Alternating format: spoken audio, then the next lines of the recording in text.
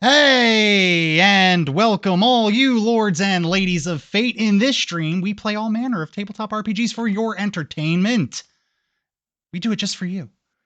This is the only tabletop Twitch stream that allows you to control the destinies of our players. Earn fate chips just by watching and also by following, hosting, or subscribing. Spend those fate chips that you've earned with your hard-earned time to buy items or heal your favorite players. You can also make them say or do silly things, even force the party into random encounters. Doesn't that sound fun? Say what? Tonight, we are playing Dungeons & Dragons 5th edition. Set in the world of Edinia, a place where diametrically opposed factions vie for all control of magic in the world. That's my awful handwriting. Hi. Hello, everyone. How are we doing? Hello. Hi.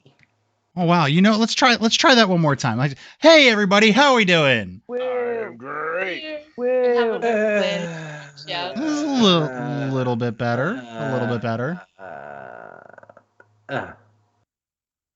All right. Well, for time's sake, we'll go ahead and just we won't do that again.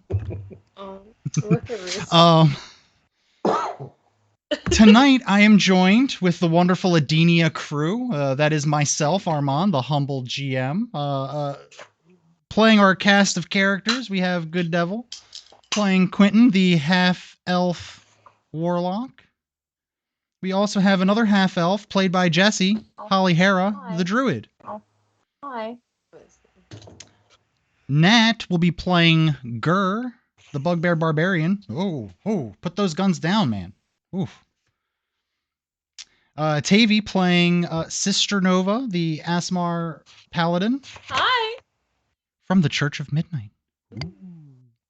And I'm not sure if we're going to be joined by Jen Washitashi playing Poisonous Gray, our half-orc sorcerer. If we do, we'd love to have him. Should one of us call him? I don't. Would that be rude? I live in the technology world. I don't call. I send. I'm gonna call electronic him on messages. Messenger. Ooh, yeah, do that. Yeah, I'm gonna do it. I'm that bitch. I did get a text message from someone saying something about bad poops, but we'll unpack that later. Well, that's exciting. Yeah. In the wrong way. It's exciting in all the worst ways. So previously on Edinia, who wants to start us off on a wonderful little recap? We had a tea party.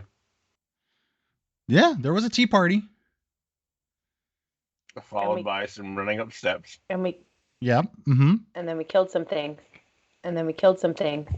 Yeah. Very descriptive. It was like some braziers and Yeah, I put out some fires or some shit. Mm-hmm. Yeah. You did. You put out some fires. You did see Gray's mother being held by some sort of magic that seemed to be old and lost to modern society. And upon asking Huge Ass to release Gray's mother, Huge Ass obliged. Unfortunately, it did not have the effect that I think anyone was hoping for. My bad, gang. My bad. Yeah. Always be careful what you ask for, because sometimes you get it. It's like the genie rule, right? Is Huge Ass hot? I don't know if we've already covered this. I just forgot. You know We what? I don't think probably we did. have. We probably not. did. juicy buns. Oh. He's middling. He's all right, but he's like, I mean, you're not gonna like, oh man, stop the presses. This guy's. Oof. But I mean, if you took him home to your parents, they'd be like, oh, you found someone. That's nice. Good for you. Good for you. Does he So look yeah, like that's a banker or like a radio host? Like on the It scale looks of like who's his got- mother was a banker and his father was a radio host. Oh no. If you can kind of imagine that genetic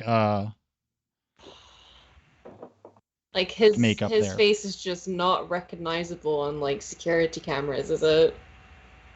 I'm sorry. Probably not. No like discerning features. It's mostly his arrogant voice that people latch onto.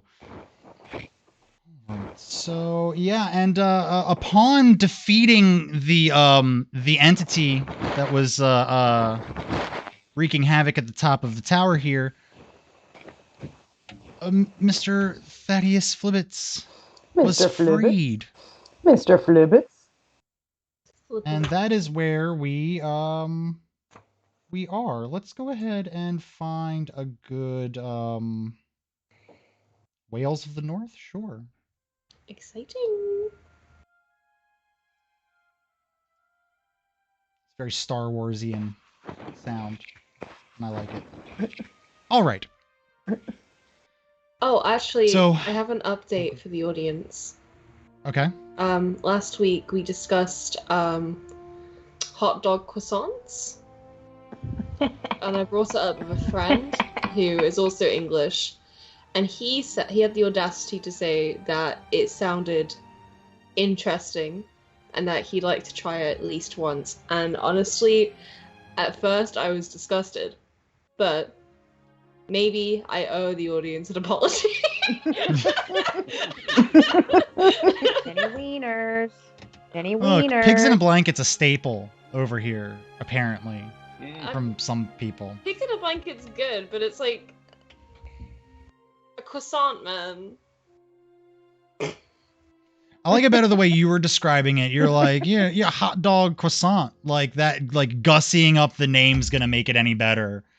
It's a pig in a blanket. It's a pig in a blanket. It's a pig in a A blanket. pig in a blanket here is something completely different.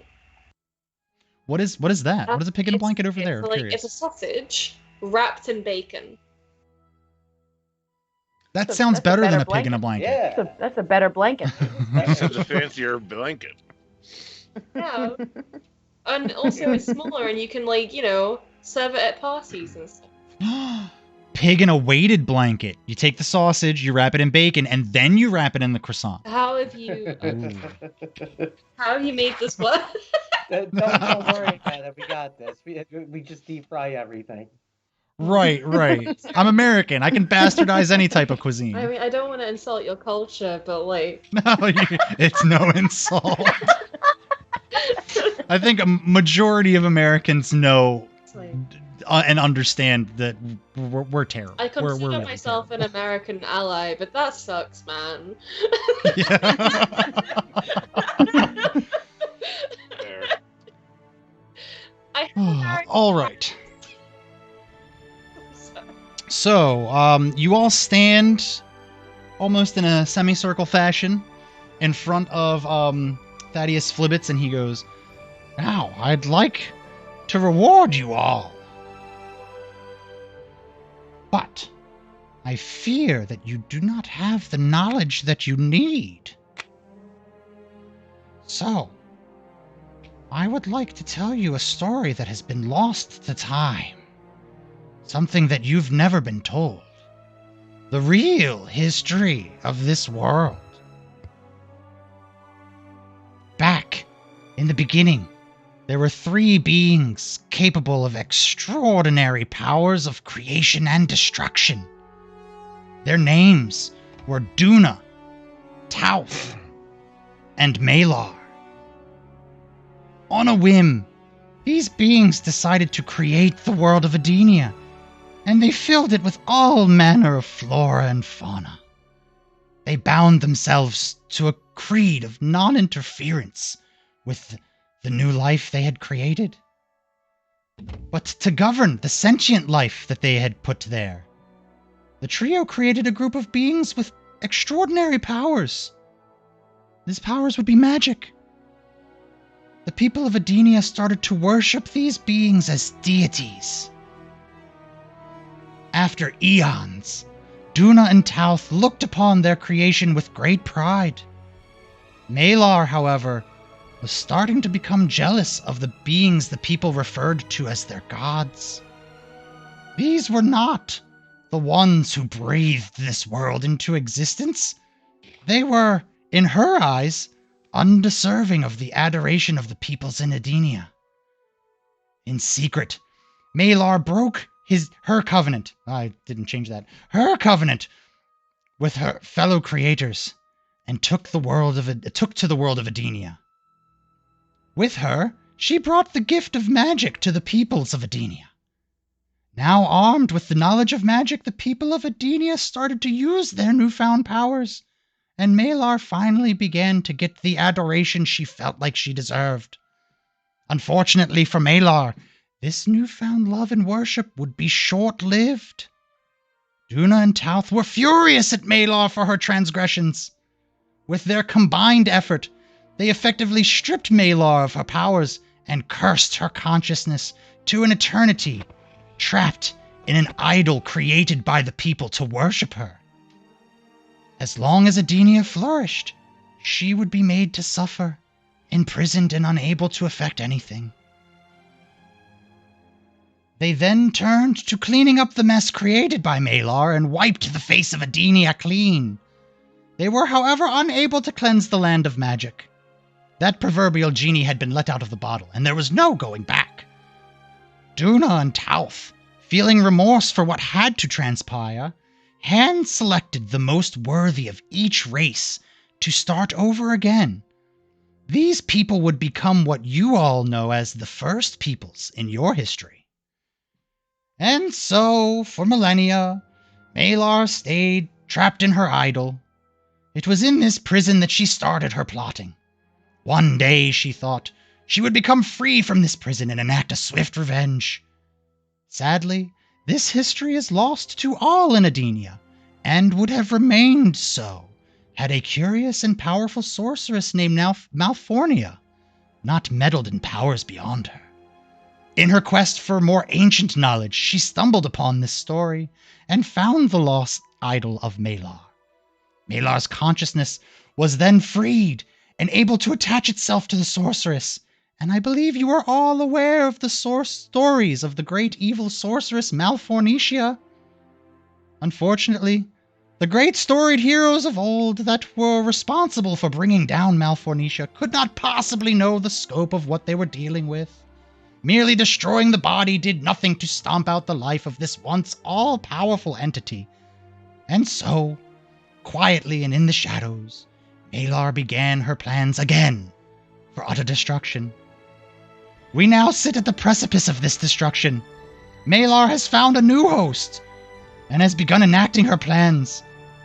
She began them before many of you were even born. You all have your roles to play in this battle. She was defeated once before. Will you all be the ones that finally end her plans and usher in a new era of peace and prosperity in this world? Or will she finally be able to put herself out of her misery? And he kind of just stands there staring at you all after pretty much throwing this bombshell at you all, pretty much letting you all know that the history that you all have been taught goes back further than you could have imagined. The gods, the pantheon of gods that are worshipped by the people in this world of Edinia are not actually the true gods. So They were... sorry. No, go ahead. No. Okay, so like Sister Nova is thrown through like a whole loop because her pantheon of like Luxius, Adora, Skepta, and Mhm. Evander. These are the people that you're starting to put this together. These are the people that that Thaddeus just referenced as the beings that were created to govern their new creation. So they wanted a strict no interference policy. So in order to make sure that everything goes smoothly, they created these what now the people call gods. So the real gods created fake gods so Yes. that they wouldn't have to be involved with their own creation. Correct. And Malar got jealous of the worship and adoration that these beings they created were receiving and decided that she wanted a piece of that. And she's actually the one responsible for gifting the world of Edinia with magic. Before then, the peoples that were alive were just simple people living, surviving in what would be thought of as a paradise. No one wanted, everybody had what they needed. Yeah.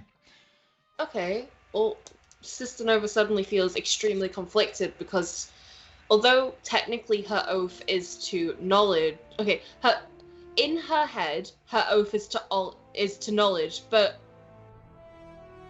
it is actually to magic. She has an oath to protect magic, and now she's having this whole crisis of, oh, have I been serving the wrong god?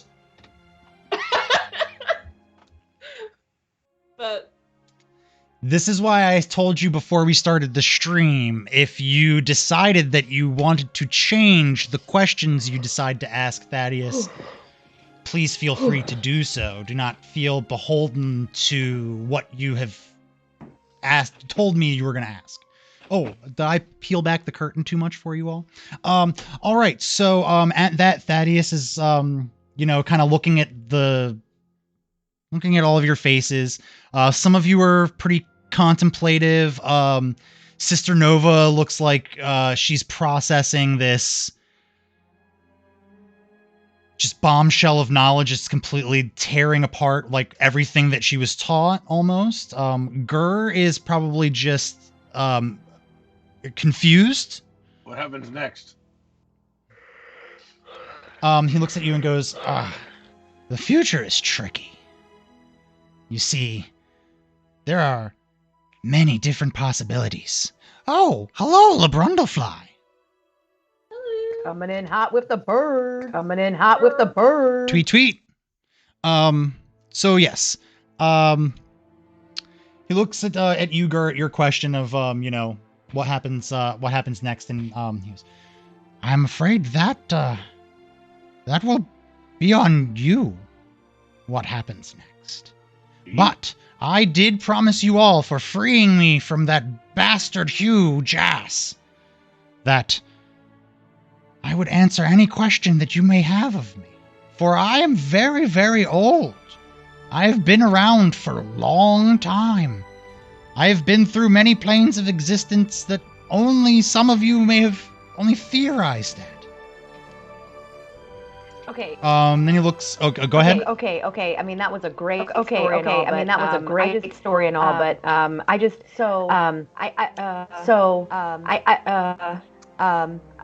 earlier down some stairs. There were some mirrors. There were some mirrors. Did you have anything to do with those mirrors? I kind of like what that was. To know what that was. Was that what I feel? What future was that? What I feel? What? Wait, before you finish that, you only get one question. This is Sister Nova speaking to Holly Harrod. You get one question. Okay, so one question, and I already asked. So one question, and I already asked just like a bunch of questions. One question. Make sure to take it. I know it's a lot. Take a deep breath.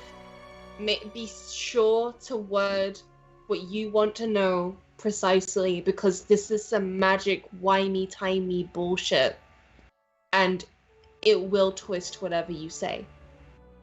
One question. One question. And it's got to be correctly and precisely worded. So just take a moment. I know it's a lot, but take a moment and think about what you actually want to know.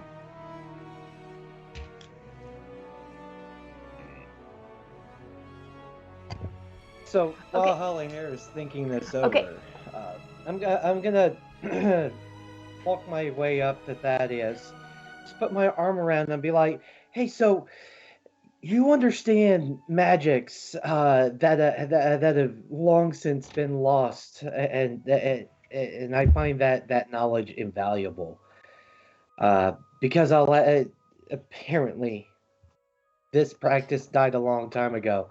But look into my eyes, friend. Do you understand my affliction?" He peers deep into your eyes, and you can actually you feel his gaze like almost piercing your soul. He's looking into the very essence of what makes Quentin tick. And he kind of looks and goes, "Oh, my poor child. I know what you've gone through. Unfortunately, there's nothing that I can do that would be helpful for you now. But I will tell you this. All hope is not lost. If you wish to be whole again, you have everything you need to make that happen. Maybe you don't see what you need in front of you right now, but I assure you, if you keep along your path, and you keep true, you'll get the opportunity." And with a ear-to-ear smile, Quentin just kind of looks at Thaddeus and nods, and just, a little friendly pat on the shoulder, and I'm just gonna go ahead and stare out this window and look at the pretty landscape. Just for the audience watching at home, let me go ahead and he's looking out that window right there. Back to the action at hand. Okay. Thaddeus. I think I got it. I think I got it.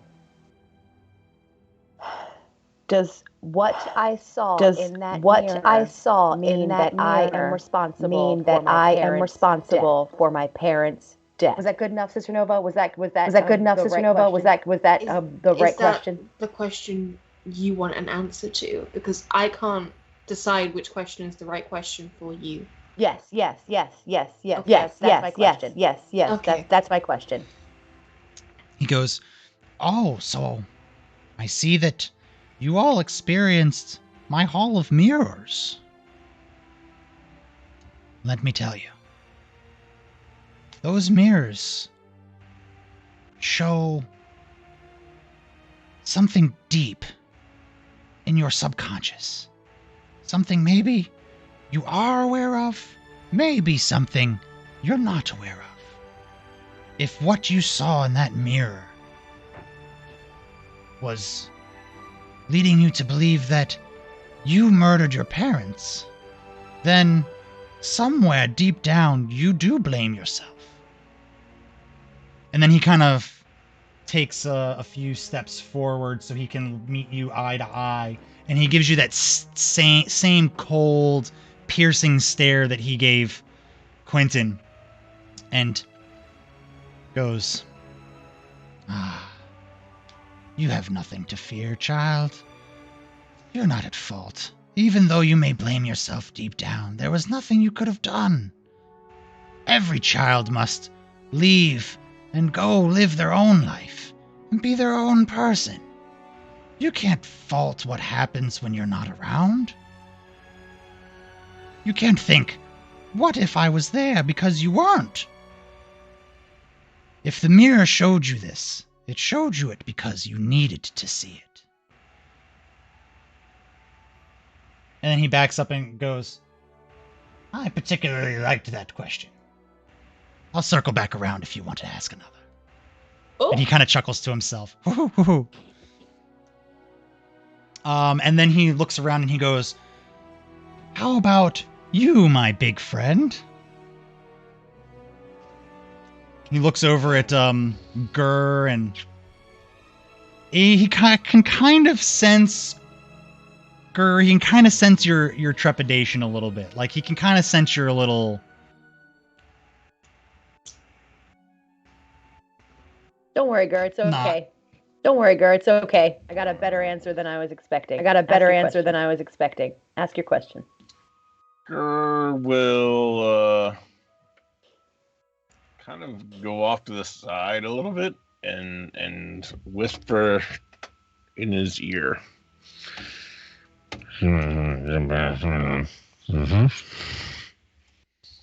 Oh, you are such a pure soul, aren't you? Oh, let me tell you, my friend, forever is fleeting. What we do now, here, is what makes all the difference. Cherish these times and these memories, for nothing lasts forever.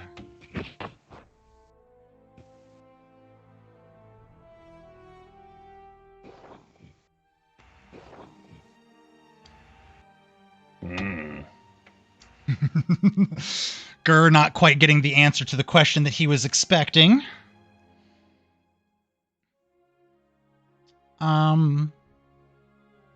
And here's what we're gonna do. We are going to do a little make-believe, a little pretend. We are going to pretend that Gray has just asked his question, received his answer, and we are now moving on. I will let you all know what he asked and answered the next time we stream. And for you all, I'll put it in the cast chat. So that way, it's like it happened right here. Oh. All right. Now, Thaddeus does. In the chat. Thaddeus turns to you, Sister Nova. It seems that there's only one more person left. Is there something you wish to know, my child? Now, did you want to stick with what we had originally intended, or did something else pop up for you? I don't know. Can I still roll? But like, the questions are different now. Sure. Okay, because I'm go ahead and make your wisdom save. Yeah.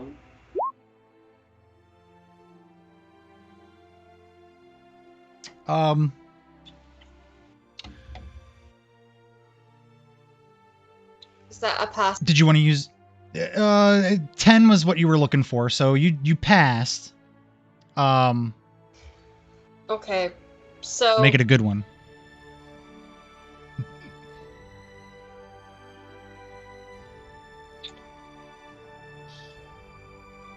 I'm sure you already know, but about the millions of questions I could possibly have for you. He kind of chuckles to himself and gives you an approving nod.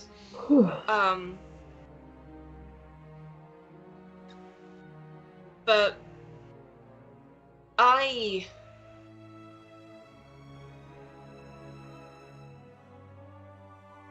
would like, for just this once, choose to be selfish and ask a question about myself. There are many concerns I have regarding Skepta in the light of what you have just said, and that I saw a vision of what I perceived to be Skepta.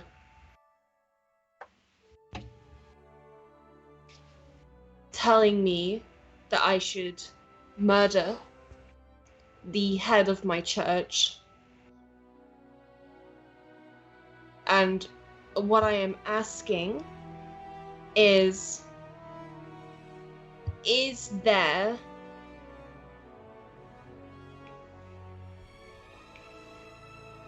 is this just the tip of the iceberg? Is there more to this? Is this a conspiracy? Is there something I'm not seeing?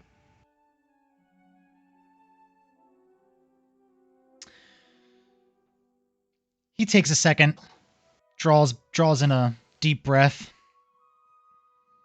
and looks at you and goes, I see the conflict in you. There is much I could tell you. I will tell you this.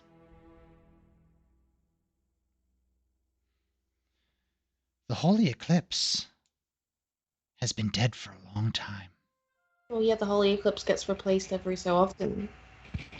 No, I'm referring to the man that you know as the Holy Eclipse. I'm sorry, what? Died. About 10 or so years ago. He's been replaced.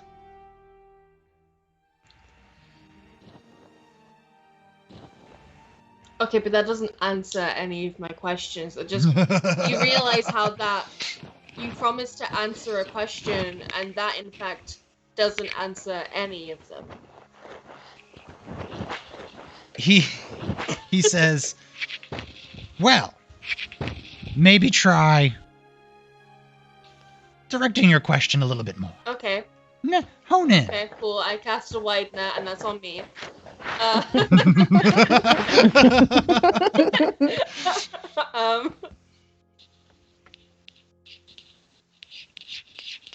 Yeah, it was funny. As you're asking that question, I'm literally, me the DM, I'm literally going, wait a minute. Wasn't Sister Nova literally just telling Holly Harry, you only get one question. You only get one question. Okay, am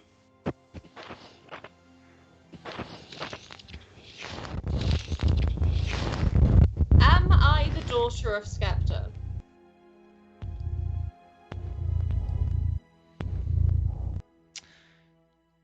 He looks at you and goes,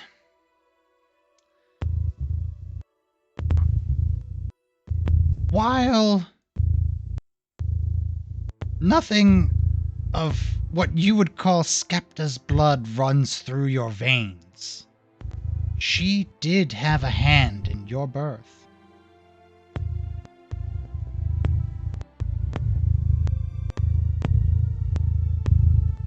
Okay, you need to take the cat away. Why? All I hear is. Oh, that's awesome. Oh, that's awesome.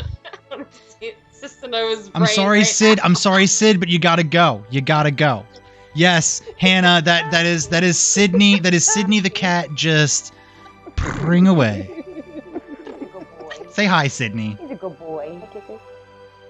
Thank you. Thank you. Bye, baby. Wow, that's an engine. Bye, Hannah baby. says. Yeah. So Sorry. Hi, kitty. Sister He goes, I do like your line of questioning, so I will allow you one more. Wait, really? Okay. Yes.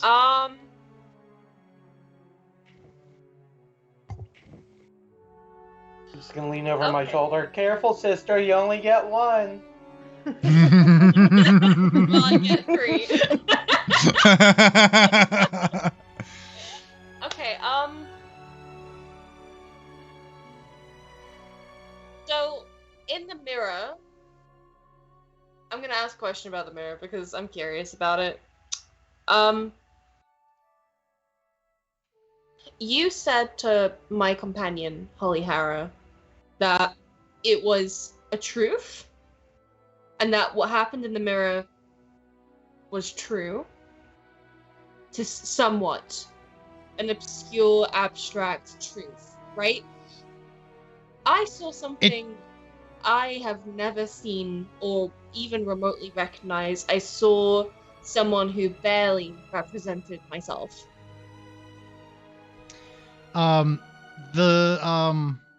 Thaddeus looks at you and goes, you would be half correct. While what the mirror shows, it is not necessarily truth, it shows you something deep down that you need to see. And, he then takes his step forward and gives you that same piercing, stare that Holly and Quentin got, and he says, you have always, whether you knew it or not, wondered what would have happened to you had the church never found you. I mean, I was given to the church. I was pretty... Okay, I guess all my questions kind of sum up to who the fuck am I and where did I come from?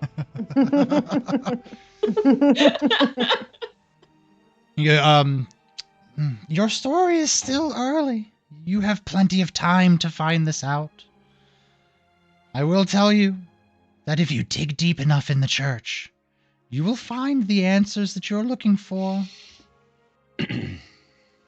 Now, I did promise another answer to, you. And then he takes another step forward.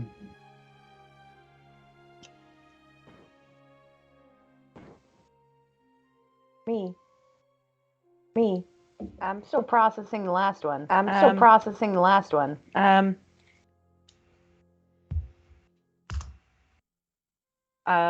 Where do we go from here? Let's see. Where do you go from here?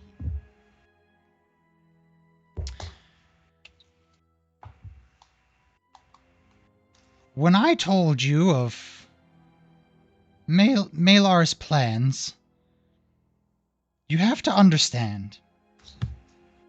This being has been alive longer than anything, almost. She's very tired, very angry, and she cannot survive. She cannot die while Edinia survives.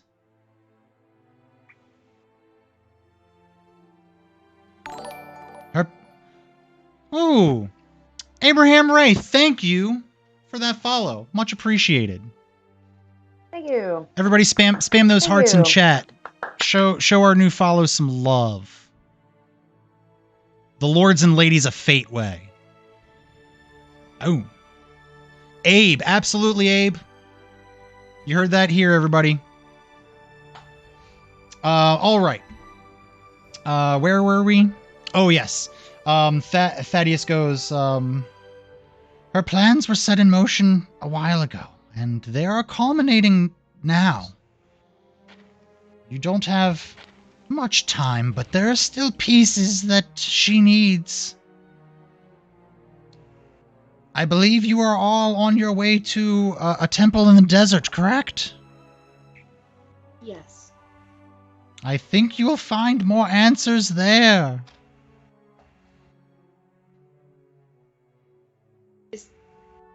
I'm not allowed to ask another question, but I'm guessing that's where the idol is, right?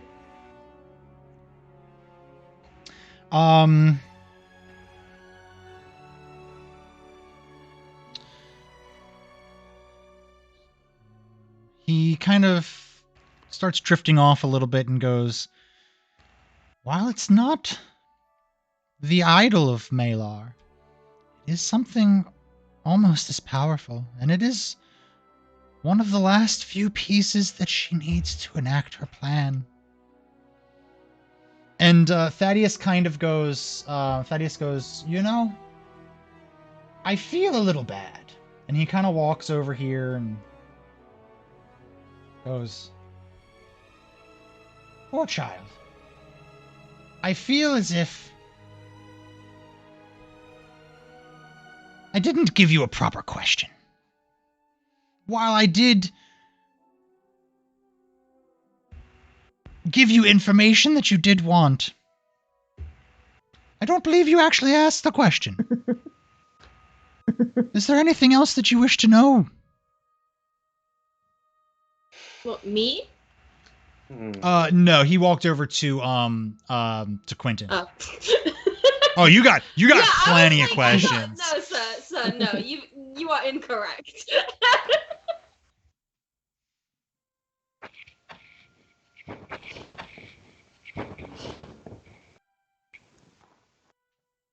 Old master, you you say for as long as Edinia exists, Malar is indestructible, unkillable, or did I catch that correctly? Correct. He goes, this is true. Her consciousness can only be trapped. Unfortunately, the heroes of old who defeated Malfornicia did not know this, and thought they had won a great victory, but they had only just delayed.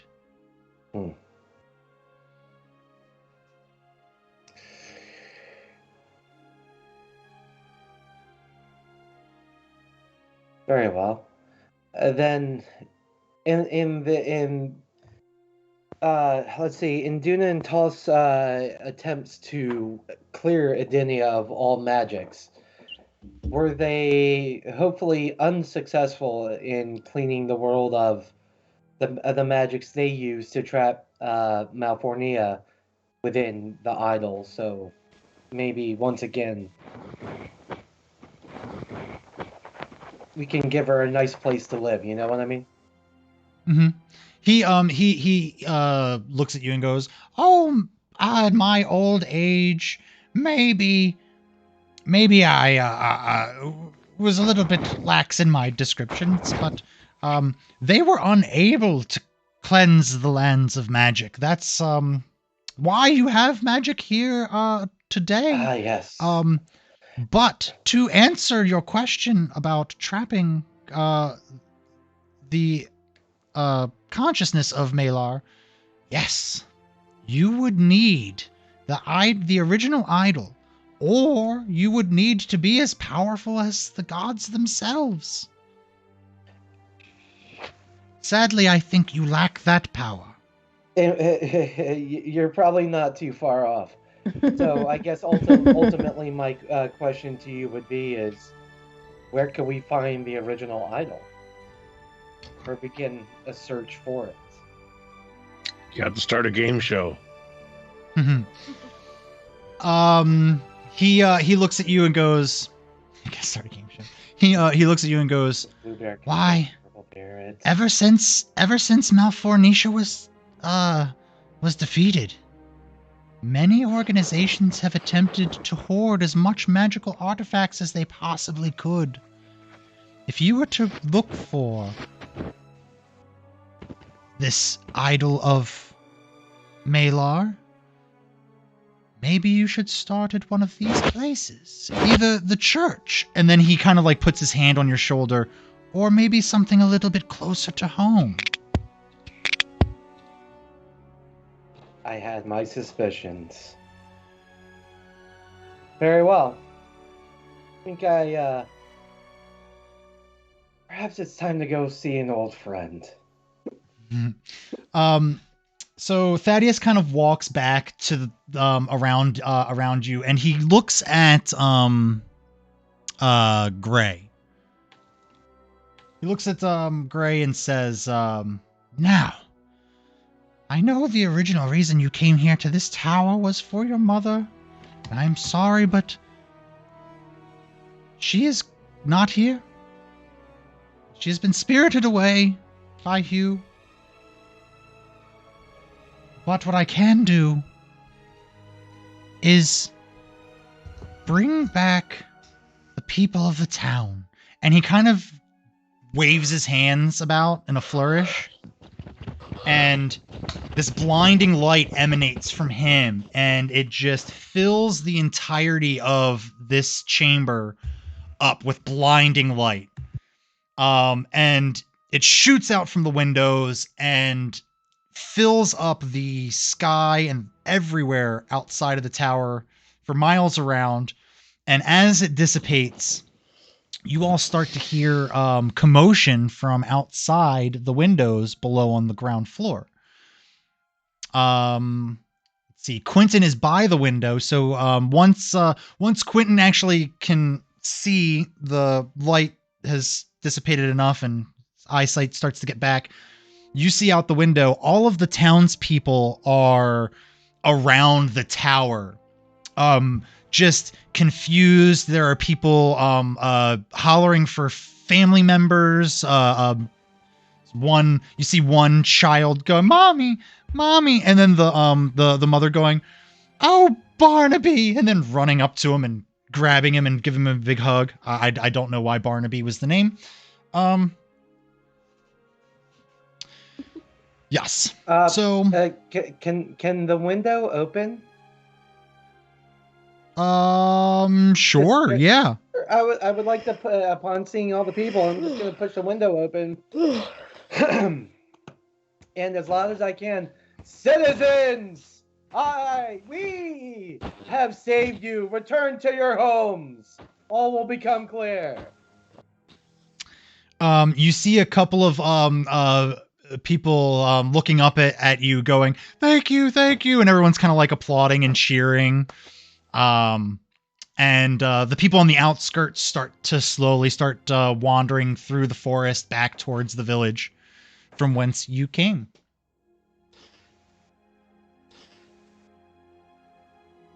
All right. My loyal subjects. All right. And then Thaddeus looks at you all and goes, "Now, the reason I was trapped here is because my spirit is tied to this tower. When Hugh Jass found it and excavated it, it pulled my spirit from the plane that I was exploring back here, and he trapped me so that he could use my tower for his nefarious purposes.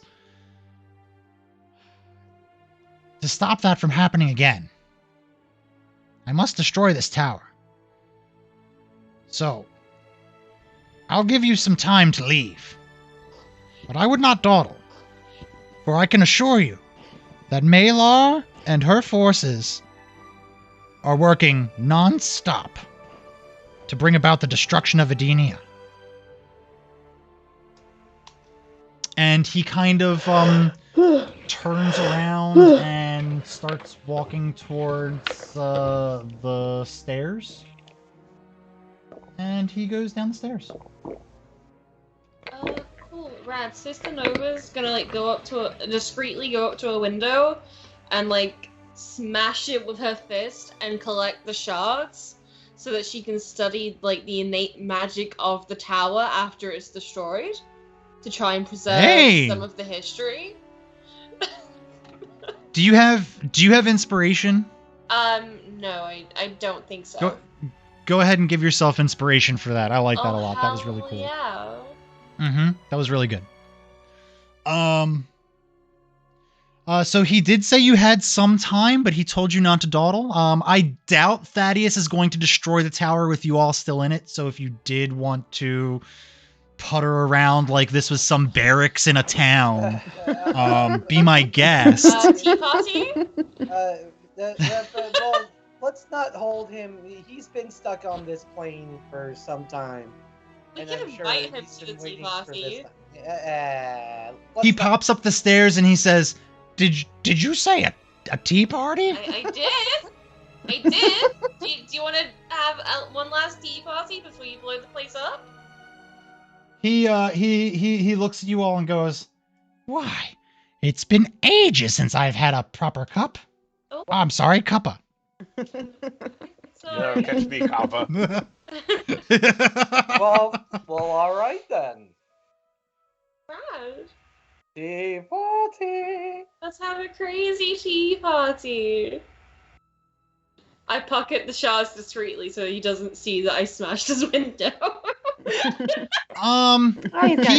turns to the window and notices that it's broken, and then he kind of looks at you. He looks at you and he gives you this like look like, I know what you did, but it's cool. Oh no. Oh no. Our window. Our window. It's broken. Let me get our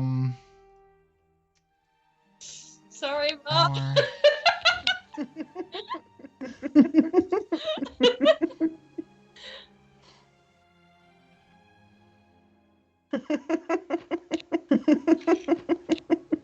Where did I find that? This'll work, right? Yeah, we'll do this. This every time it looks a little bit different. This one's the. Is there any food on that tea party? Is there any food on that tea party table that can heal us? You know what? Actually, here's a better one. Yes, the nature. So basically, the tea party pops into existence, and all of your Wow. Oh my god. Wow. Rigatoni Pony over here throwing subs left and right. Hey. Hey, if you're here and you ended up getting a sub from that, please do me a huge favor. Thank Rigatoni Pony. He's a fantastic person. Let's see who got that. Abe. Hey, Abe's brand new. Just got a free sub out of the deal. Nice. Congratulations. Yeah, there we go. Enjoy that. Hey, now, Abe, you have access to all of the wonderful Lords and Ladies of Fate emotes. So please use them. Use them liberally. We love them here. As the tea party pops up, he hears you asking if there's any food at the table that'll heal you, and he kind of like waves his hands above the food, and you can see, kind of like the vampires in Twilight, all of the food starts to like sparkle. So eating at this tea party will fully heal you. It will be just like getting a full rest. So anything that you recoup from a full rest, go ahead and take that. Sweet. And from this moment forward, everybody, the training wheels are off. We had training wheels? We had training wheels? Yeah, you had training wheels. Do you know how many times I've let you guys all get away with a long rest when you really shouldn't have been able to take a long rest? I'm a very, very lax dungeon master. But we're getting to the point now where you all have a bunch of spells and a bunch of stuff, and I'm going to make you start having to think about how you're using this stuff. How you are going to... Yeah, exactly. But that's the wonderful thing about Gur. Gur doesn't have to think. Yeah. No. Here's a nice question for everybody. What question did Gur ask Thaddeus? That's what I want to know. Oh wait, I do know. It's like like Alex Trebek asking all the questions. Of course he knew. Of course he knew the answers. Rest in peace. The world lost a treasure. Polyhara insisting over being the sole brain cells of the party. Comes with the territory.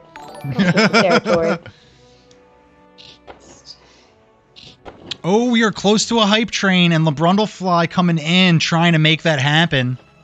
Oh, hell yeah. Oh, man, I want to know who Romance Brown Jr. is and why they popped into our chat and never came back. Come back, Romance Brown Jr. I love that name.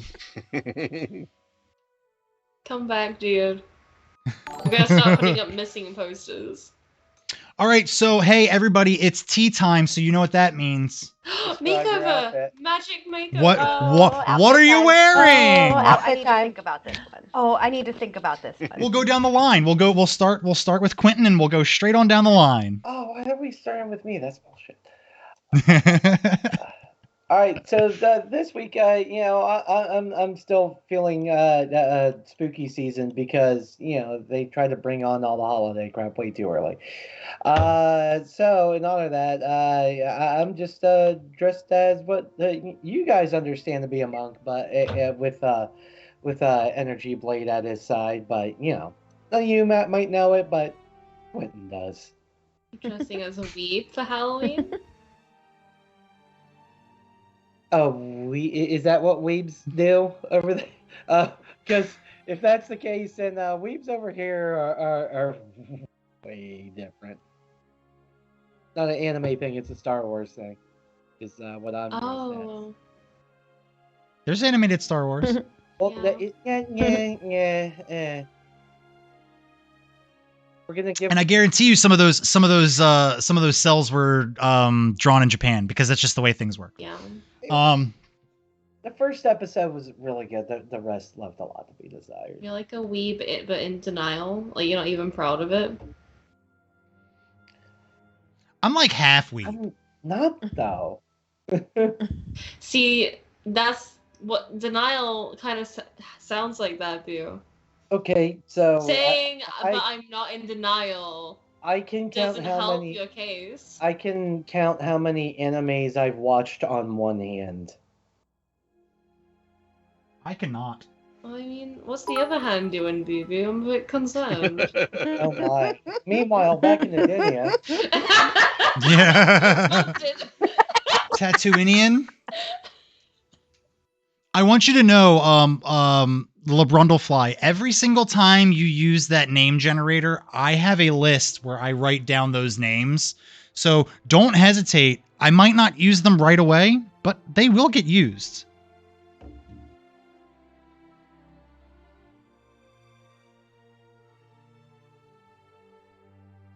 And I like the fact that it's Taint-Tuian. Cool. So yeah, there you are at this wonderful party. We've got good devil. We've got Quentin dressed as whatever Edinia's equivalent of a Jedi would be. Holly Hera, what are you wearing? I'm wearing like a really terrible 80s prom dress. It is neon pink. And it's cut straight across here. But it's got like huge shoulders, like the size of Gur's head. Shoulders like the size of Gur's head. They puff out like Nice. this. Yes, big, poofy, and it's got shoulders. like Madonna and cone it's got like boobs in it. Madonna like cone coney boobs in it, like And, coney boobs. And it's like really short in the it's front. like really short in the front and very long floofy. in the back and very And floofy. White lace and- gloves. White lace gloves. And my hair is real big. Gur. Gur's a little bit more serious this time. He's contemplating the answer to his question and has taken it a little to heart. So he is dressed more like I want to say kind of like Men in Blackish, where he's dark suit, but in the way that Gur would understand it, which is most things don't fit him. So he's still got hair sticking out of places where it probably shouldn't, and looks a little undersized for him. But he's got that, slightly dressed up, slightly bodyguardish look to him. We're just gonna keep making references to what Gur heard and what question he asked, and y'all are just gonna sit there scratching your heads. I love this. This is fantastic. I'm so confused. And Tavy, what are you wearing? What is Sister Nova wearing, Okay, rather? so Sister Nova. I can see what you're wearing. I'm wearing a sweater vest. Yeah. Which is amazing, by the way. Which is amazing, by the way. Okay, okay, so I think Sister Nova is going to wear what she was wearing in the mirror. Okay. As like she wants to know more about this part of herself and how and if this is a part of herself. And like there were like doubts about the church before, but like she's having like some serious like existential questions that usually she'd be able to go to Skepta about, but like Skepta isn't even her real mother, you know? Like, yeah, Skepta had a part in her birth, but like in Sister Nova's mind, Skepta had a part in everyone's birth. So it's like right, but how much of that is truth and how much of that is just stuff that has been attributed to her, right? Yeah. So now like all of this stuff is just rattling around in your brain, like it's difficult to process. It's like for so long she's been in an echo chamber and now it's like, oh, maybe this isn't true.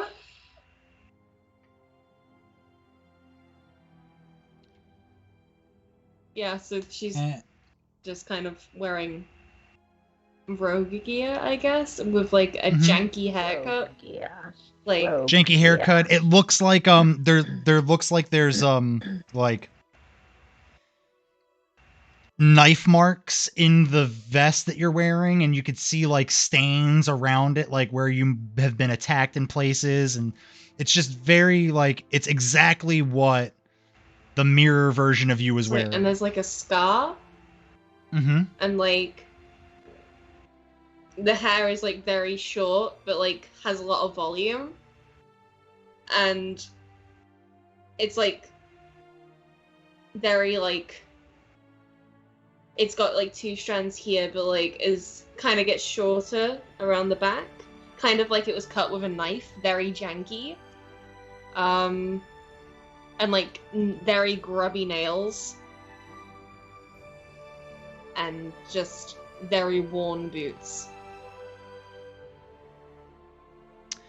And I will take the liberty of describing what Gray is wearing. After finding out all this information about his true parentage, and then going off in an effort to save his mother, only to come this close and have it be taken away from him, he is now dressed in like funeral clothes, like just like all black. Everything is black from head to toe. He even has like the hat with the veil in front of it. Like it's pretty dark. And Washi would probably also want that to be like extraordinarily emo too. Absolutely, eyeliner, and he's got the fingernails are painted black, in front of his eyes, and a chain wallet, tie, studded belt, 40s duct tape to his hands. Yeah. I'm playing Edward 40 Hands. Like platform boots for no reason. Yeah, drink responsibly, kids. Please. Yes, tape your 40s to your hands. Yes, tape your 40s to your hands. You can't drop them. I honestly thought that you were gonna say that like Gray was dressed as in a mascot costume of a beer bottle. He would. He totally would. He would. Yeah. He totally would. Just not today. But he does go around and sit down at one of the chairs. Whoop. Ooh. Let's fix that. Whoop. Ooh. Whoop. That's not what I want to do. Gotta right click on it, layer. Gotta be map. quicker There than we that. go. Yep. He sits down at the table, and Sniffler leaps out of the bar bag, and he just kind of like hops into the chair next to him, puts his little flap on his leg, and then just rests his head up against Gray's arm, giving like a somber. Wow. Wow. All right.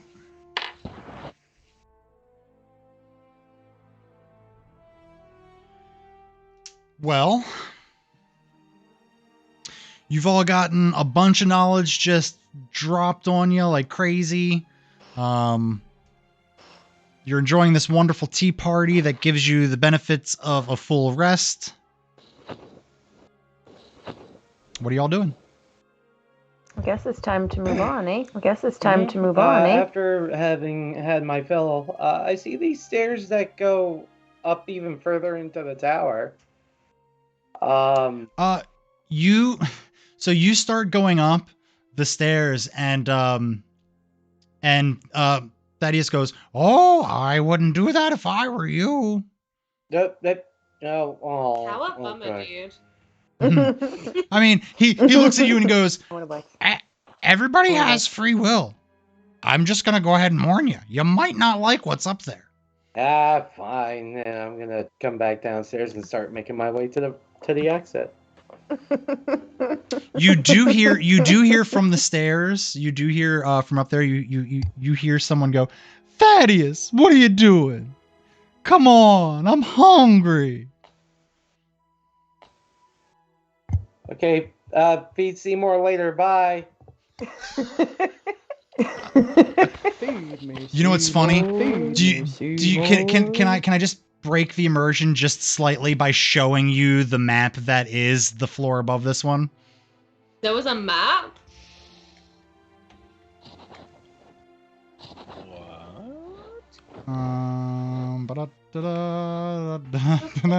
I wasn't kidding when I said I'm hungry. Hold on, please. I see a big black void. Yeah, you are gonna see that big black void until I undo the curtain. Mm-hmm.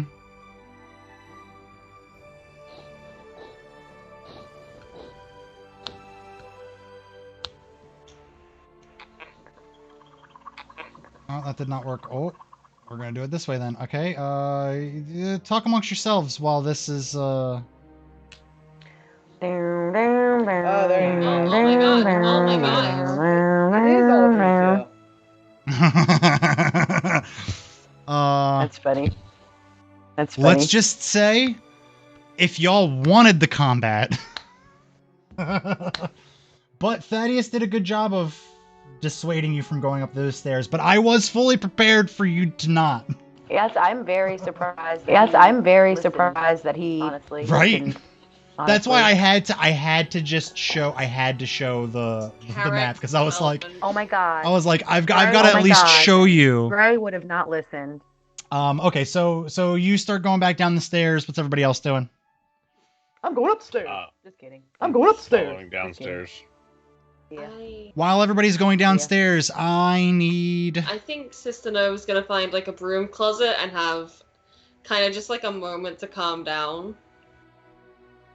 Cause like I work in a restaurant. We do that in the cooler. Yeah. We just open up the cooler, walk in for a few minutes, because I've cooked some fast food. I know the drill. Mm-hmm. Yeah. Usually screaming, at the top of your lungs, because that's the only thing that'll get you through your shift. Quick power card. I need a Constitution saving throw from Quentin.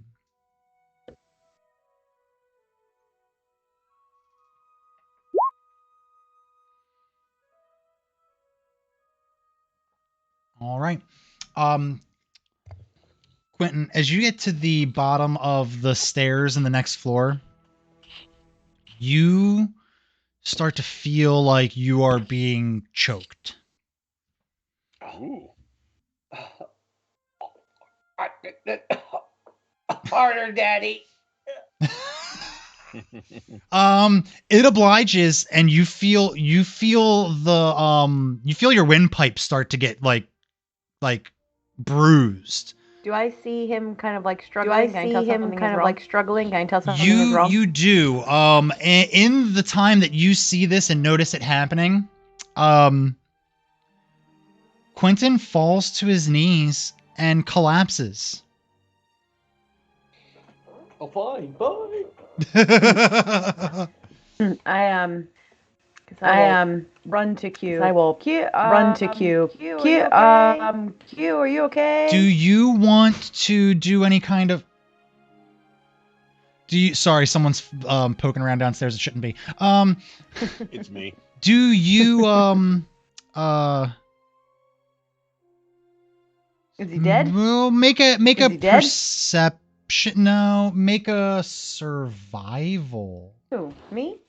No. Who? Me? I keep going back and forth for what I want you to right. Let me see. Why don't you roll me a medicine check? Me? Yes. Me? Sure. Ooh. He looks like he's dead. Dude, you're dead. Dude, you're dead. Why are you dead? What happened? Why are you dead? What happened? I am going to very quickly revivify. Revivify. Revivify. All right, so make sure, please, that you subtract 300 gold from your character sheet. Freaking rude. I take it back. Freaking rude. I take it back. It does cost 300 gold worth of diamonds. Imagine spending 300 gold on Quentin. That's embarrassing.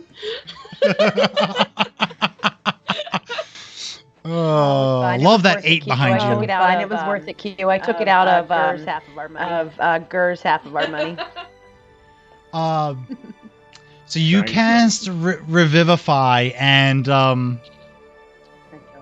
Quentin, you come back and you feel much better. You don't feel like you're being choked. You can actually breathe.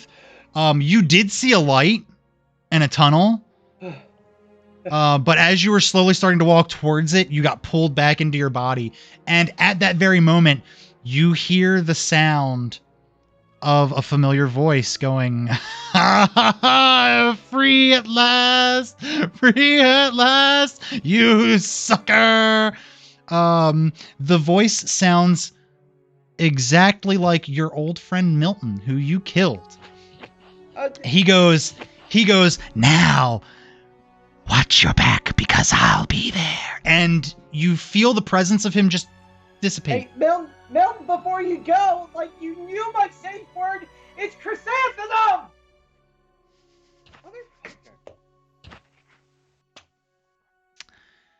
But you do feel like ever since you killed Milton, there's been something weird going on. You felt like something's been watching you and following you. Something was very, very close to you, whispering in your ear things like, I'm going to get you. It all pieces together now. But now, there is something out there that wants revenge. It's going to have it. And that, fellas, is how you punish your players for being murder hobos.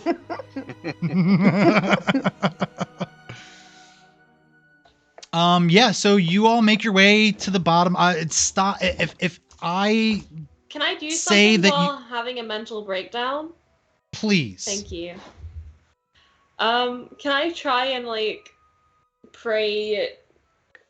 Okay, as an Aasimar and as a paladin, can I try and pray to, how do you pronounce this? Maynard. Minar. Malar. Malar, sorry, the god of magic, who is jealous. That's what I've got in my notes. Mallard duck. Yep. Mallard duck. There's no D at the end. It's Malar. Okay. I spelled that completely incorrectly. Right. Well, you did hear it. You did hear it through the voice of Thaddeus Flibbits, and I can only apologize for that. That's valid. Okay, so I'm gonna try and through tears, I'm gonna try and concentrate. I'm trying to prayer phone this person. Be like I don't know. I want to have a cheeky chat.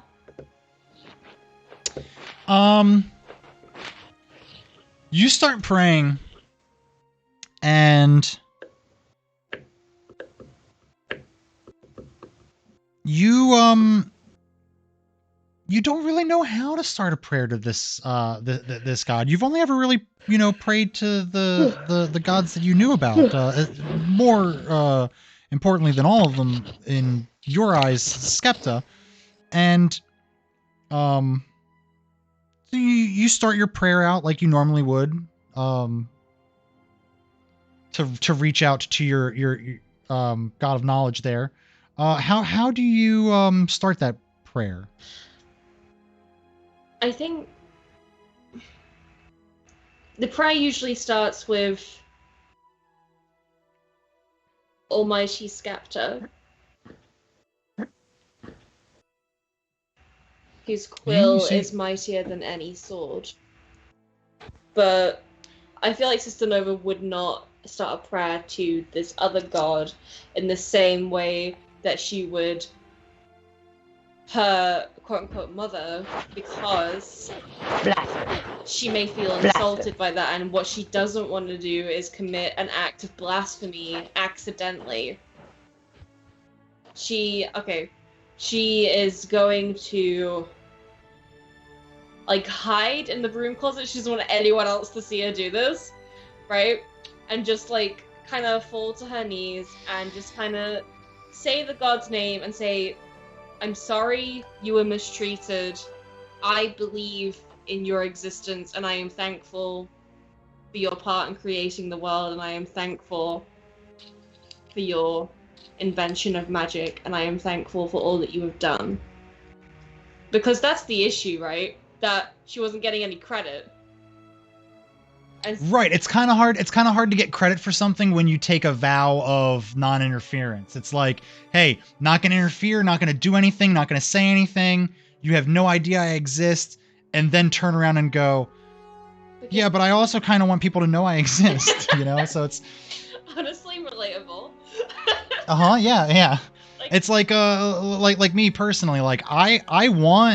I want people to invite me to things. I don't necessarily want to go to them, but I want to be invited. It's kind of like that. But basically, I want to let this god know that, I'm thankful and that I do acknowledge her work and that I would like to speak to her, if possible, and express respect and admiration, which is what basically Sister Nova is trying to butter up this god into a conversation. Got it. And you get the impression that there's something else with you while you're making this prayer. You can sense it's almost like somebody Why does who hate water, Hannah? Who hates water? Is it us because we're not hydrating? I'm hydrating like crazy over here. Just because it's in a wine glass doesn't mean it's not water. It's straight vodka. No, I would be calling so much. They just put a little baking soda in it, you're fine. That's what TikTok taught me.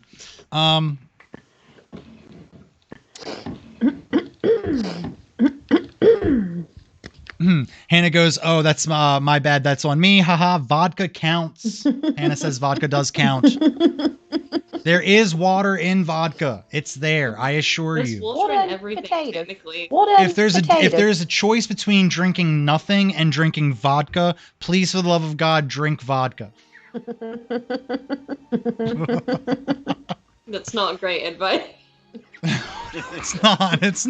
People don't come to Lords and Lady of Paper are great. No, they don't. And if you do, because we're all clearly not living our best lives. Look, people watch Dr. Phil, okay? I give about as much credible advice as Dr. Phil gives, okay? The only difference is I'm not exploiting people while I'm doing it. Tell us you hate Dr. Phil without telling us you hate Dr. Phil.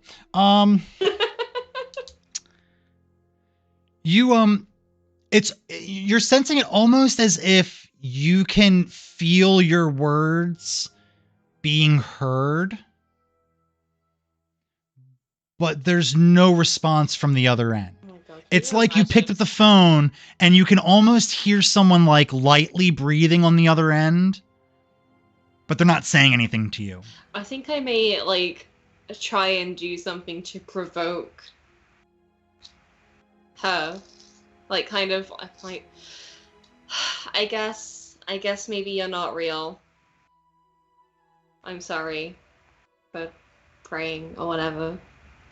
And kind of just like goes to leave.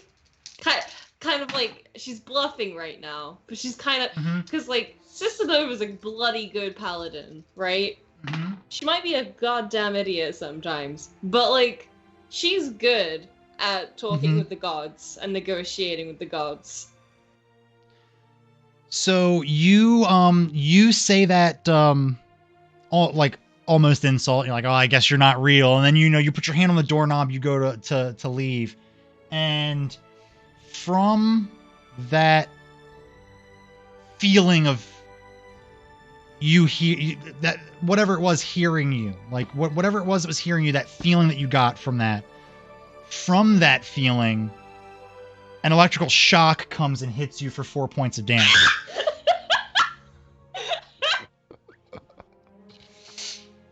Oh my God, you could have just said something, Boo. You can say something. If you're real, just use your words. Communicate with me. Like, you don't even like the other gods. Didn't they betray you? Like, why are you still sticking to this vow that you made when clearly you don't want to, right? And it's just causing you so much unnecessary pain when you could say something. You have a paladin right in front of you. Like, why are you choosing to be silent? This is like your opportunity to shine, boo-boo. You hear a low, almost guttural voice call out from the void. I do not speak with those beneath me. And you feel that connection completely sever. Oh. Right. You just did. So. Gotcha. So who's antagonizing who here is the question. I mean, Sister Nova fully wanted to just, like, say hi and, like, maybe switch allegiances. I don't know. Just kind of thinking about it. Shit. Just kind of thinking about it. That's what Sister Nova... I'm glad you're having this. You're doing this all in a broom closet somewhere. Yeah, you know, because... And not, like, directly in front of the rest of the party. Yeah, because, like, you know, I mean, that's what mental breakdowns are for, making awful decisions. So, like, you know, she was thinking about it. She wasn't gonna do it. She was just thinking about it. But, yeah, that was the vibe. That was the intention on Sister Nova's behalf. And I guess maybe this god isn't gonna get a paladin. This god is just gonna have to go do its own bidding, which is fine. Whatever. Sister Nova doesn't care anyway. She's almost the daughter of Skepta. Almost.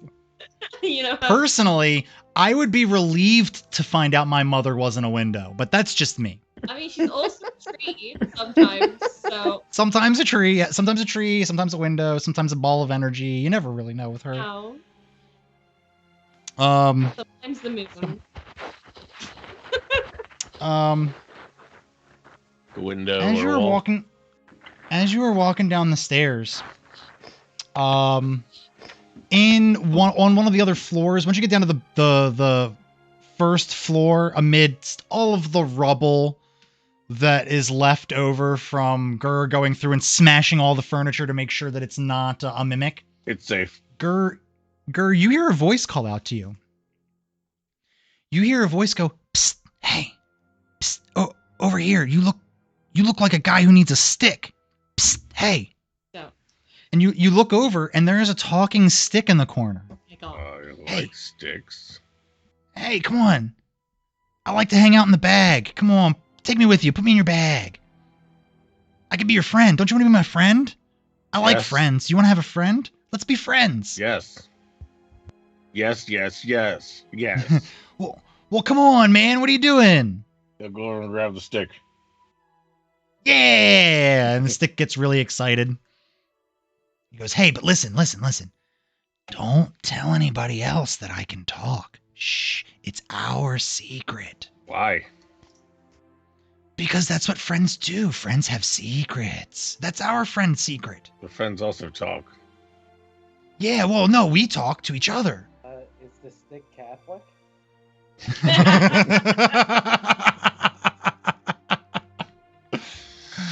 That was good. If you don't have inspiration, go ahead and give yourself inspiration because that made me laugh wholeheartedly. Okay. If you say so.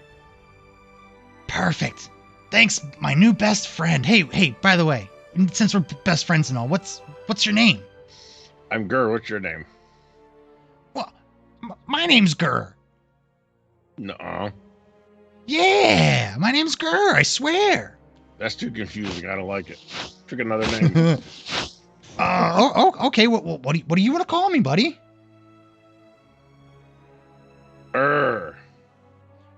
Yeah, that's perfect. Yeah. I love it. It's so strong. I could be a strong stick. Very different from Gur. Extremely different. Totally not the same. Yeah.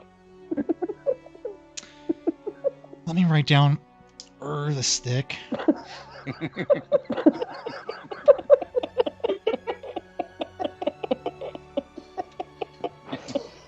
Oh no. Oh, it's a kitty. I'm going to also, Sister Nova, before you leave that broom closet, you do happen upon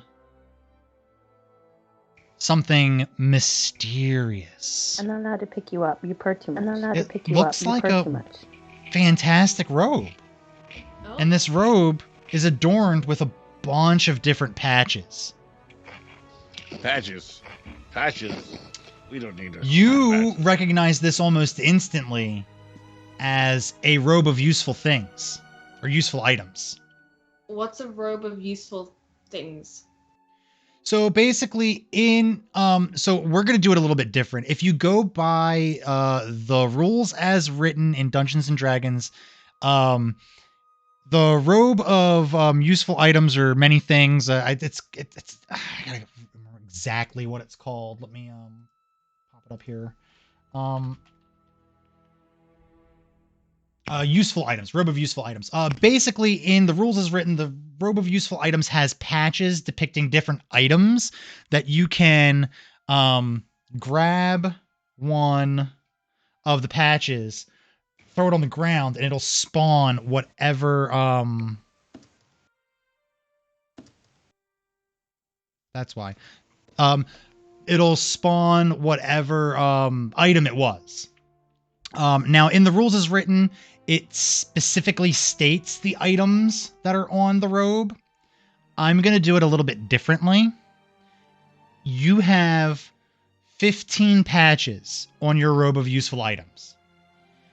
Anytime you want to use one of them, you are pretty much calling out for whatever the item is. Now, these are non-magical items that you are calling for. You can't be like, I call for a scroll of firebolt or something like that. You know, like it's got to be like a ladder or 15 feet of rope or something to help you in a situation. I'm going to have you do a roll. If you roll a 15 or higher, exactly 100% what you ask for will spawn. If you roll between a 10 and a 15, it'll be close. It'll be something like what you asked for. If you roll less than a 10, you're getting something completely useless. I like doing it this way because it stops me from having to track all of the little frickin' items that are on your robe. It's such a pain in the butt. But this is a redemption from like last week, I think. Someone redeemed the robe. I think it was like dark rabbitus. So that is that. That sounds incredibly useful, and like I can exploit the hell out of it. Mm-hmm. Sorry, the way Armand's face just immediately fell. Just like he was like. I think I fixed Holly Hera doubling. Can Holly Hera, can you say a couple of things and we can see if we fix the echo? Actually I do. I have a lot of things to say. Okay, well why don't you start from the beginning? I don't feel like it. Okay, wonderful. If anyone in chat could just let me know if we've fixed that. Appreciate it. Yay, sounds great. Thank you, everybody, for hollering at me that I fucked up. That's technical difficulty. Technically, we give out fate chips for that. Technically it is. And also, technically, they called it out an hour ago, and I thought that I was just being loud, and it was echoey in my office. Same here. That's the exact same thing. I thought. I was like, well, that's just her. My big empty room. Yikes. Wowzer, even. So, okay, so I've given out the items and whatnot. Okay, so you all find yourself out, and if I say that you're somewhere and you'd prefer to have done something else, just let me know. But you all slowly make your way out of the tower. You see some stragglers who are kind of like oohing and ahhing and conversing with each other as they're looking at this tower, trying to piece together what happened. You hear I steal the doorknob on the way out. You did what? Steal the doorknob on the way out. You want to steal the doorknob? Yeah. Sure. So now you've got a piece of glass from a window and a doorknob. Yeah. Hold on to that doorknob. Let's get us back to a map of the world. Hello, world. Welcome. Oh, hey, you can see what my wonderful players do on the side of maps. What do we do on the maps? Poo in the wind. F them dolphins. Oh, that one says, where's Gur from? And Wiener. Because we are grown. Yep, grown. All right. Thank you, Hannah. I appreciate that. I made this myself, which is why it looks the way it does. I am no cartographer, but I do appreciate the fact that you think it's lovely. That makes me feel good. That's the only reason I'm here for is personal validation. I'm not here to play a game or anything. So I literally has been it's been 2 minutes. It's not even 2 minutes. It's not even been 2 minutes. And the dicks have come in. Torn me. For the torn eye. You overhear a couple of the people talking, and from their conversations, like you hear one person go like, "Yeah, I was making breakfast, and it was just like getting hit by a blinding light, and now we're all here. It's just so weird." I know, right? Yeah, we should probably get back to the town. Who knows how long we've been gone?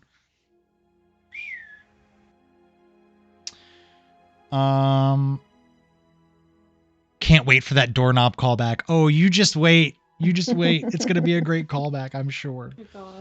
So from here, I'm gonna leave it all to you all. We've got about 20 minutes left in the episode. So if you all want to discuss your game plan, figure out exactly what it is we're gonna be doing. We're gonna go ahead and get rid of this thing that looks like Utah made out of sand. Are you dissing my flower drawing? No. Whatever this is, whatever this Utah looking thing is, whoever did that, gone. The flower, we're gonna leave the flower. I'm gonna leave the flower. I think the flower's pretty neat. I like the flower. Right. Okay. So like, I'm gonna zoom in. So like, where are we? Are we like here? So you're kind of like let me get a like here. Oh, I can't mark it. Let me get a Here. No, we're way Nope. west of that. We're here. Yep. You guys are like here. Oh, wait, we're there. Oh, so we gotta get from here to like here. Or is it? Or is it like that would be the Dragonborn city. All right, so this is dragons. Yep. Mm-hmm. I am writing with my mouse. I'm sorry. So yeah. You know that is the Great Oasis with the World Tree in its center. I have somewhere here written down what the hell that thing is called.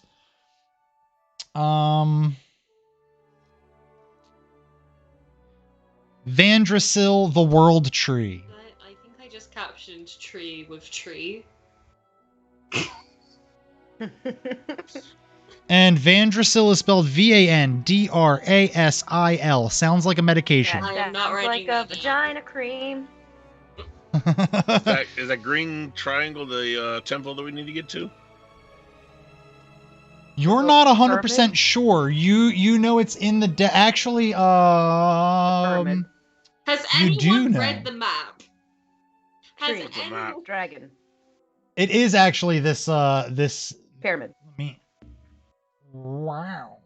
I wonder if it's the suspicious green pyramid, if it's the place we need to go to. I wonder. Looks very green. Yeah, one of the suspicious thing that's just got circled really big.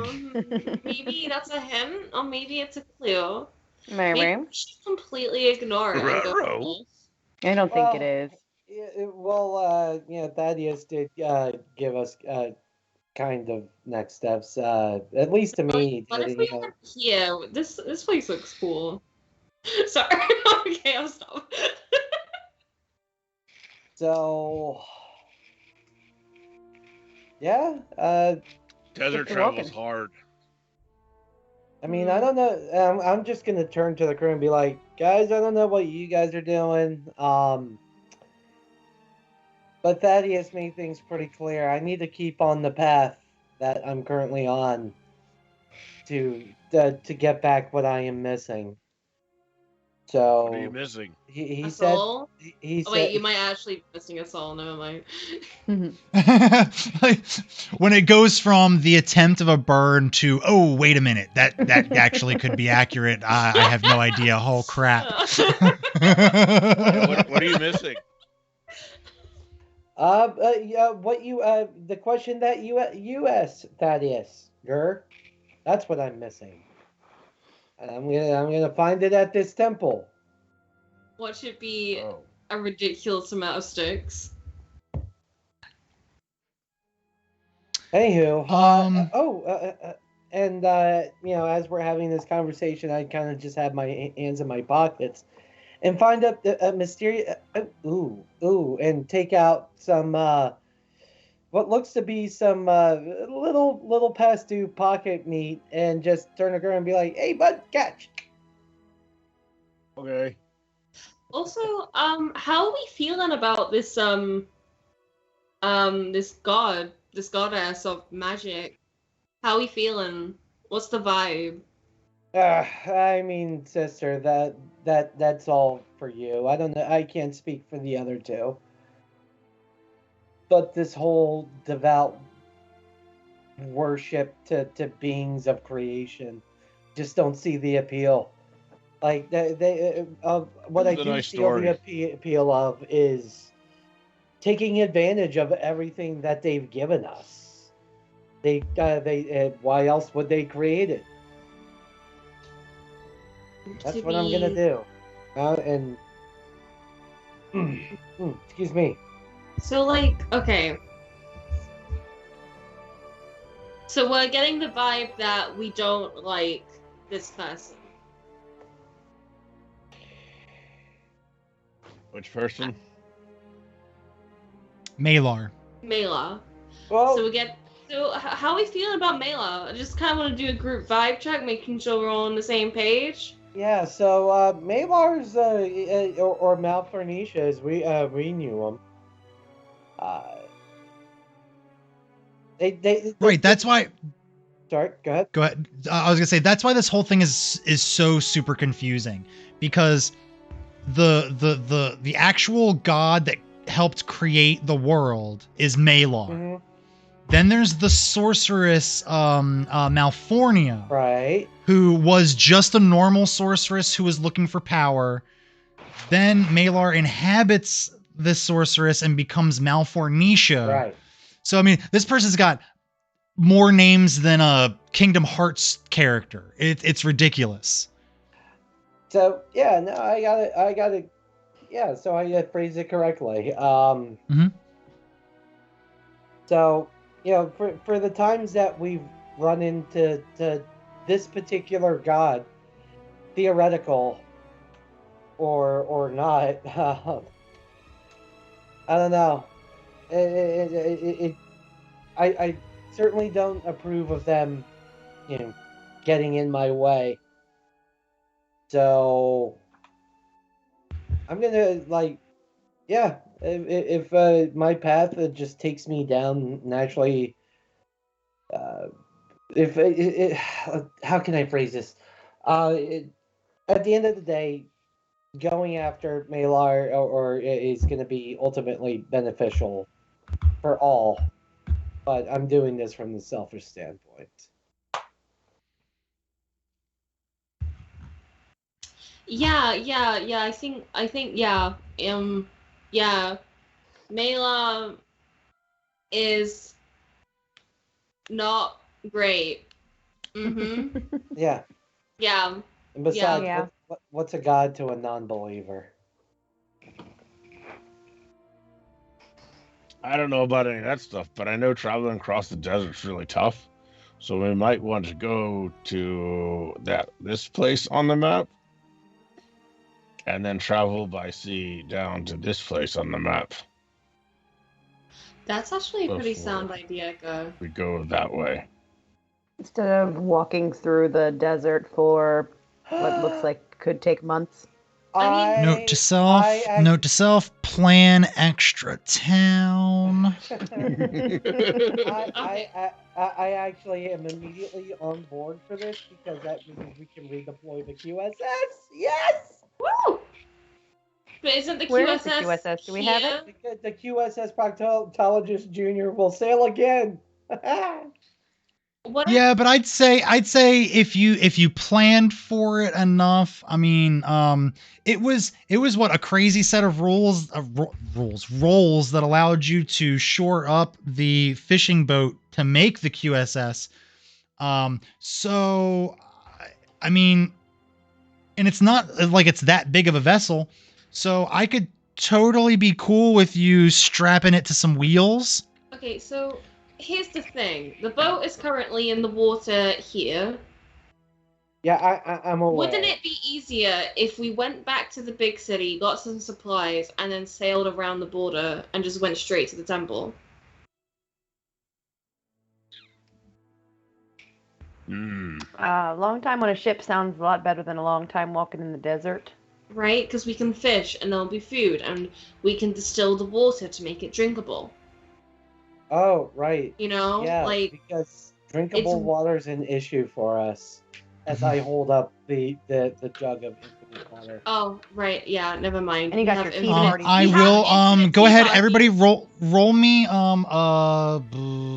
history. Survival. Yeah, everyone roll me survival. Nope, nature. I want nature.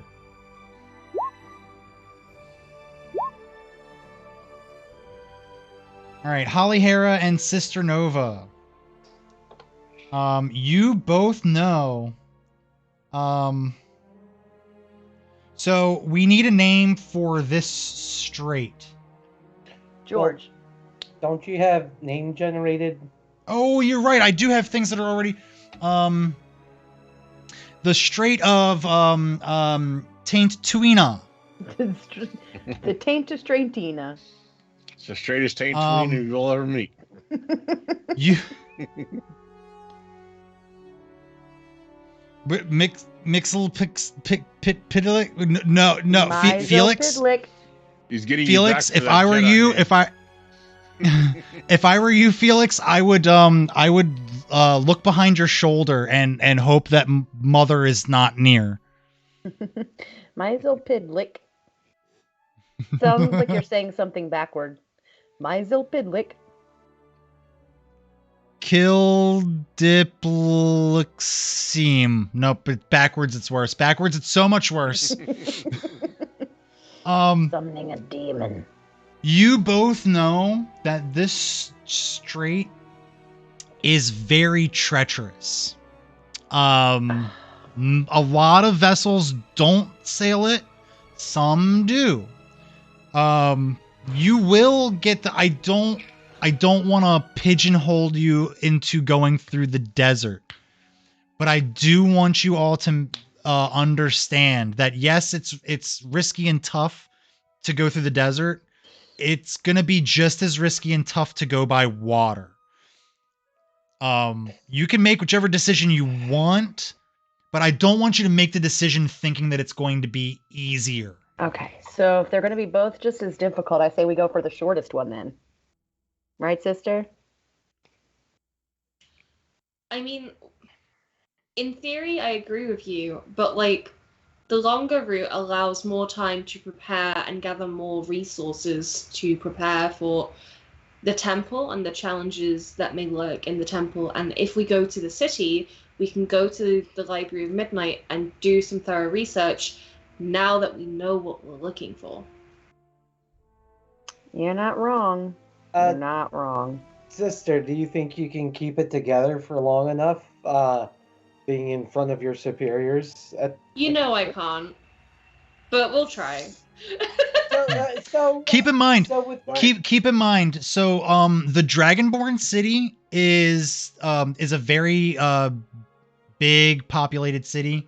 It's where all of the Dragonborn come from. Wait, is there a Temple of Midnight in the Dragonborn city? Would I know that? There's a library, and it is curated by the church, but it's not as it is at the actual Church of Midnight in the capital city. Because that one has houses all of the paladins, so it has the dorms, it has kitchens and the very, very large library. The Dragonborn also might be the idol might be there. The Dragonborn also are protectors of antiquity, so they're not quite like the church or the order, or even the Mages Guild. All three of those organizations are hell bent on gathering as many magical artifacts as they can. This means we might be able to get some cool stuff. The Dragonborn are more so protectors of these temples that these things are found in. They're the ones that translate ancient texts in order to understand what happened in the far long away time. If there was any group of people that would have any inkling of knowledge as to the actual history of this world, the one that you were just kind of told by Thaddeus, the Dragonborn probably would have at least hints of that somewhere. They've got to have something old enough.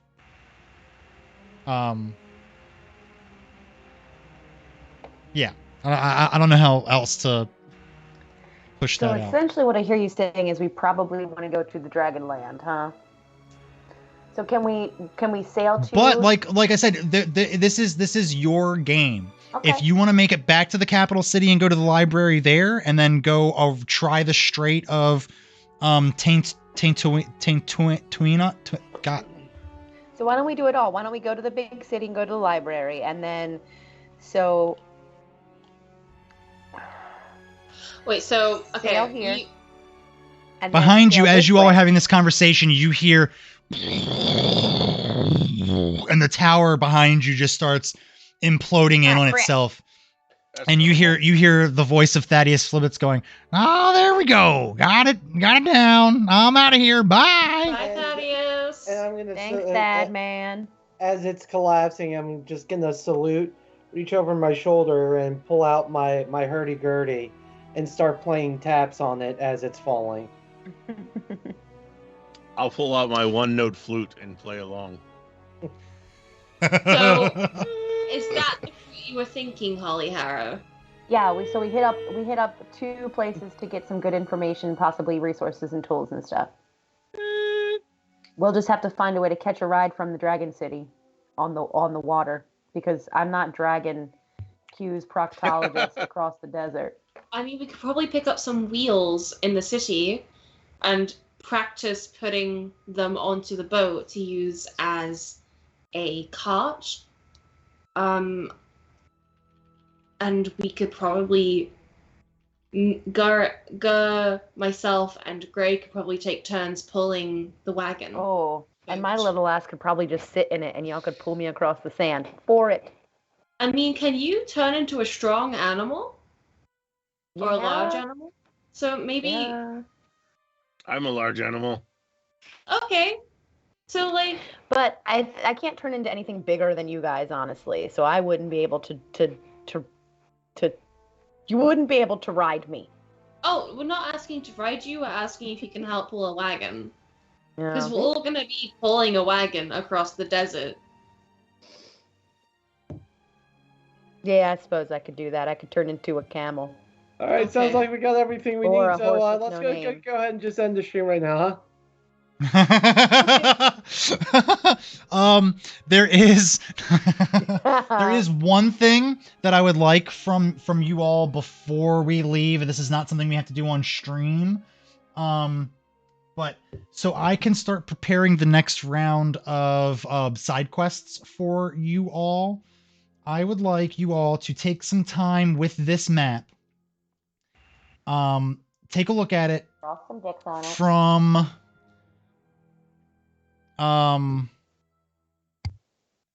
from Sister Nova.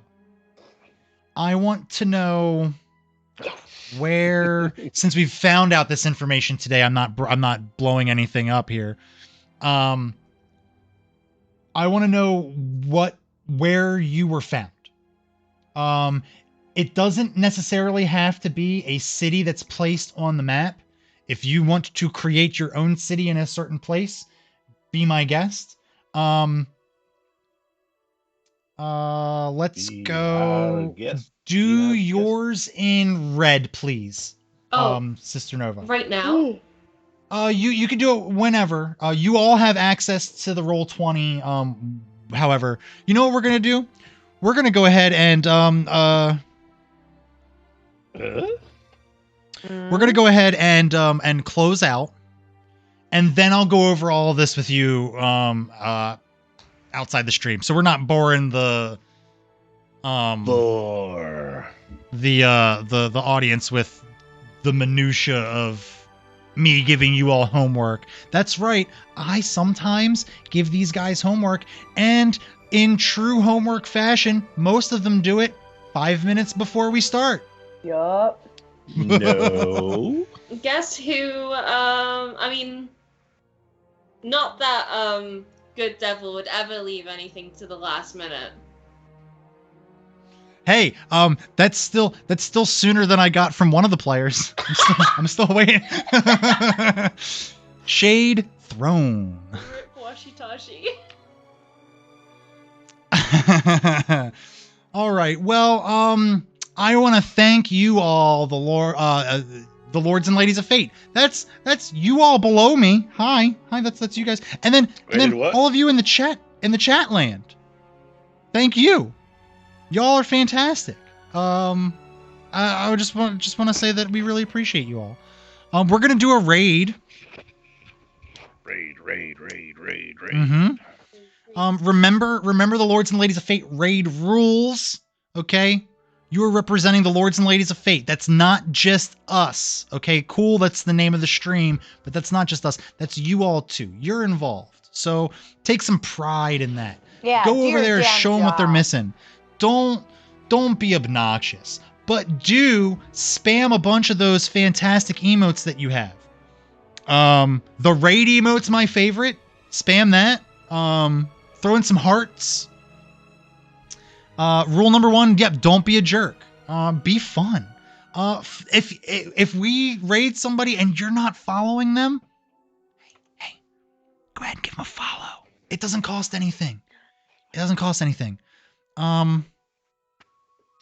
Absolutely. Mm-hmm. If we continue this raid, follow, circle jerk, eventually all of the smaller streamers will slowly start to cultivate more of an audience, and we can do cooler things. Interesting. Okay, we'll do this. Well, we're having some raid difficulties here. You know, sometimes if you don't lose it, yeah, you use it. You lose Wait a minute. We've raided so many people that I can't remember who we've done more recently, and I'm trying to split it up a bit. But this looks like a little group, and they look like they got a pretty well set up. So maybe they'll be fun. So let's check them out. They can use the support. Absolutely. Stick around if you're in for some more action. You know, it's gonna be fun. Who are you? Chromatic Chimera. Ooh, that sounds interesting. All right. We do something a little differently here on Wednesdays. We do like to close out our stream with the patented Lords and Ladies of Fate Edinia catchphrase. So everybody's going to say the same catchphrase all at the same time. Totally not different things. It definitely doesn't change every week. So on the count of 3, everybody, let's hit them with that catchphrase. 1, 2, 3. Thaddeus Flibbits likes children. Tie a duck around your neck,